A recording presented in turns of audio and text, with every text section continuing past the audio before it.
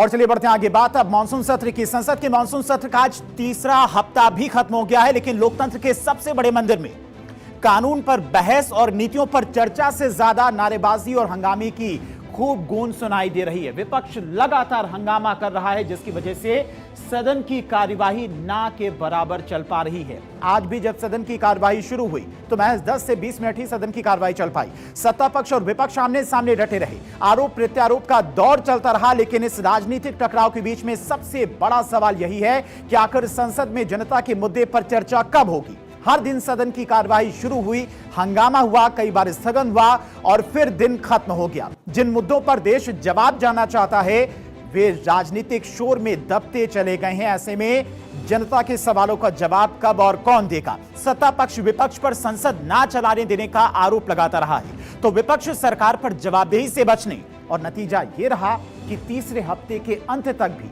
संसद में गतिरोध की तस्वीर बदली नहीं है। यानी कि आज भी हंगामा देखने को मिला है।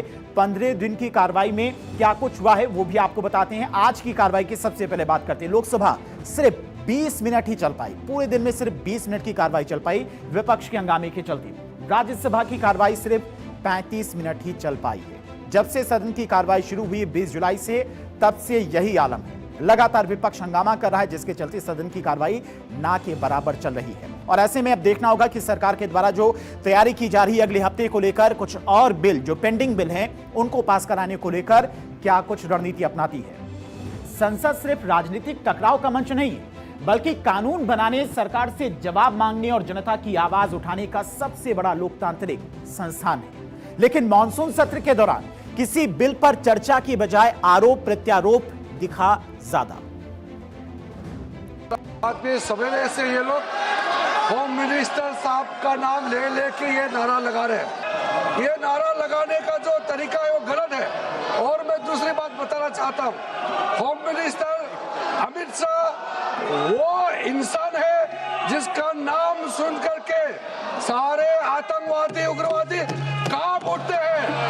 जिस दिन यहाँ चर्चा शुरू होगी, गृह मंत्री अमित शाह का जब यहाँ जवाब होगा, आप लोग सुन नहीं पाएगा। आप लोग क्या होम मिनिस्टर का नाम लेते हो? नियम के तहत जिसका बिजनेस होता है उसी संबंधित मंत्री को सदन में आना होता है। आप यहाँ डिमांड डायरेक्शन नहीं कर सकते कौन से मंत्री आना है और किसको जवाब देना है। विपक्ष के हंगामे के बीच में लोकसभा में सूक्ष्म लघु और मध्यम उद्यम विकास यानी कि एमएसएमई विधेयक 2026 से ध्वनिमत से पास हुआ। दोनों सदन सोमवार तक के लिए स्थगित कर दिए गए हैं और मानसून सत्र की कुल 19 बैठकें होनी हैं। उनमें से 15 बैठकें हो गई हैं। इन 15 बैठकों में से केवल पेपर लीक बिल पर ही संसद में चर्चा हुई है और बाकी दिन बिल या तो ध्वनिमत से पारित हुआ या फिर बिल पेश होने का इंतजार है। ऐसे में आपको बताते कि किस दिन कितना काम हुआ है। जब से मानसून सत्र की शुरुआत हुई है तब से लेकर अब तक कितना काम हुआ है। 20 जुलाई पहला दिन लोकसभा सिर्फ 33 मिनट चली, राज्यसभा सिर्फ 40 मिनट की कार्रवाई राज्यसभा की चल पाई। 21 जुलाई बात करते हैं 20 मिनट लोकसभा, 16 मिनट राज्यसभा की कार्रवाई चल पाई। इसके बाद 22 जुलाई की बात करते हैं 20 मिनट ही लोकसभा चल पाई, राज्यसभा 31 मिनट ही चल पाई। इसके अलावा 23 जुलाई की बात करते हैं सिर्फ 19 मिनट और सिर्फ 17 मिनट की कार्रवाई राज्यसभा में चल पाई। 24 जुलाई सिर्फ 22 मिनट लोकसभा चली, 21 मिनट राज्यसभा की कार्रवाई चल पाई। 27 जुलाई 29 मिनट लोकसभा, राज्यसभा सिर्फ 24 मिनट ही चल पाई। इसके अलावा 28 जुलाई को लोकसभा में एंटी पेपर लीक बिल पर चर्चा हुई, राज्यसभा में कामकाज ना के बराबर हुआ, वहां विपक्ष की तरफ से लगातार हंगामा किया गया। 29 जुलाई 8वां दिन लोकसभा से एंटी पेपर लीक बिल पर बिल पास हो चुका है लोकसभा से, और उसके बाद राज्यसभा से वंदे मातरम से संबंधित बिल भी वहां पर पास हुआ। 29 जुलाई की बात करते हैं। 30 जुलाई की बात करते हैं, लोकसभा में करीब 30 मिनट तक ही कामकाज हुआ पूरे दिन में। राज्यसभा में anti paper leak bill pass हो गया। इसके अलावा 31 जुलाई सिर्फ 15 मिनट ही सदन की कार्रवाई चल पाई, राज्यसभा सिर्फ 21 मिनट ही चल पाई।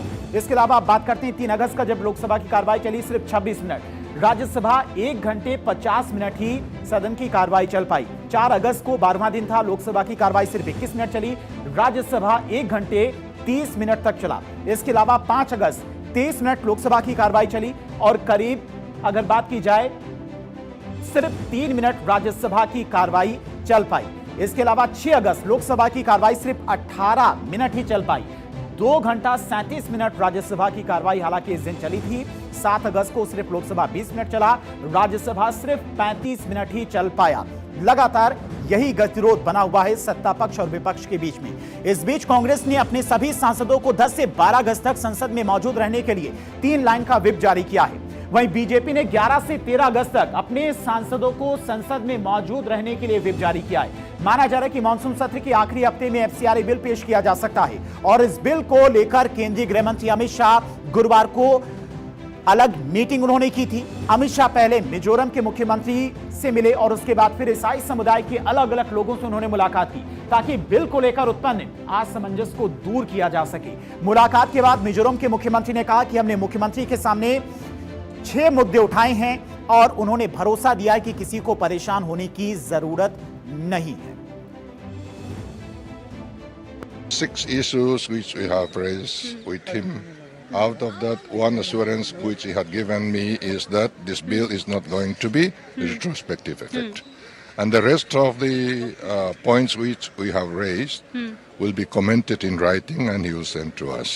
Only after that we get the reply, then we will know the clear picture. And he is going to start discussion on 12th of this month in Parliament. तो मिजोरम के मुख्यमंत्री ने गृह मंत्री अमित शाह से मुलाकात की थी और जो मुद्दे थे, जो सवाल थे, वो सवाल गृह मंत्री अमित शाह को उन्होंने बताए। अब सवाल ये कि आखिर एफसीआरए बिल को लेकर इतनी परेशानी क्यों है। इसको जानने से पहले आपको एफसीआरए के बारे में बताते हैं कि उसको लेकर इतना हंगामा देखने को मिल रहा है। तो एफसीआरए का मतलब है फॉरेन कंट्रीब्यूशन रेगुलेशन एक्ट, जिसको लेकर सरकार की तरफ से तैयारी की जा रही। भारत में विदेश से मिलने वाले चंदे को नियंत्रित करता है ये बिल। विदेश से आर्थिक मदद पाने वाली संस्थाओं पर यह लागू होगा और इसके अलावा एनजीओ, ट्रस्ट, सोसाइटी, शैक्षणिक संस्थाएं, धार्मिक संगठन जैसे संस्थान इसमें शामिल हैं। गृह मंत्रालय से एफसीआरए रजिस्ट्रेशन मिलता है उन सभी एनजीओस को। एफसीआरए रजिस्ट्रेशन 5 साल तक के लिए मान्य होता है, उसके बाद फिर से आपको रजिस्ट्रेशन करवाना होता है। इसके बाद इसे वक्त वक्त पर रिन्यू करवाना पड़ता है और इसीलिए सरकार की तरफ से भी इस बिल को पेश करने को लेकर तैयारी है। वहीं विपक्ष की बात करते हैं तो विपक्ष की तरफ से भी अपने सभी सांसदों को व्हिप जारी किया गया, सदन के अंदर रहने के लिए कहा गया, यानी कि सरकार के इस बिल को लेकर सरकार को घेरने की तैयारी है।